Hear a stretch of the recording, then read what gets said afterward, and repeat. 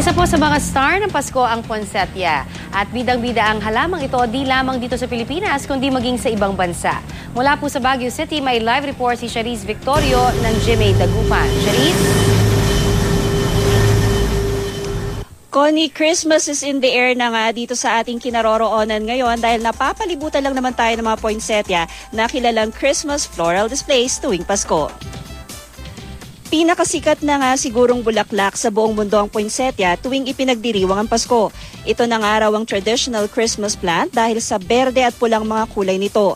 Mula sa Spurge family ang poinsettia na may scientific name na Euphorbia pulcherrima.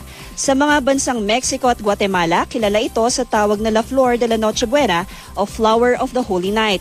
May mahigit 100 varieties ang poinsettia, kung saan paborito na marami sa atin ang traditional red, white at pink. Alam nyo ba mga kapuso na yung pulang kulay na sa poinsettia ay hindi pala mga flower petal kundi mga dahon ng poinsettia na nagbabago lang ng kulay tuwing sumasapit ang Burr months.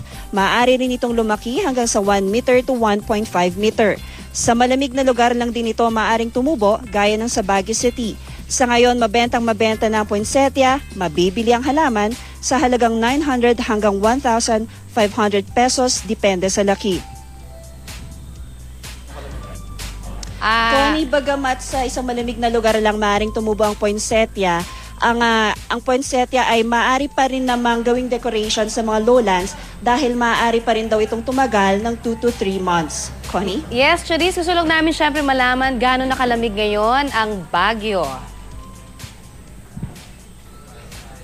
Sa ngayon, Connie, kanina, itong madaling araw, sobrang lamig ngayon dito sa Baguio. Kaya sa mga nais bumisita, umakyat dito sa City of Pines, huwag niyo pong kalilimutang magdala ng makapal na jacket at para ma-enjoy nyo ang napakalamig na klima. Alright, maraming salamat, Charisse Victorio ng GMA Dagupan.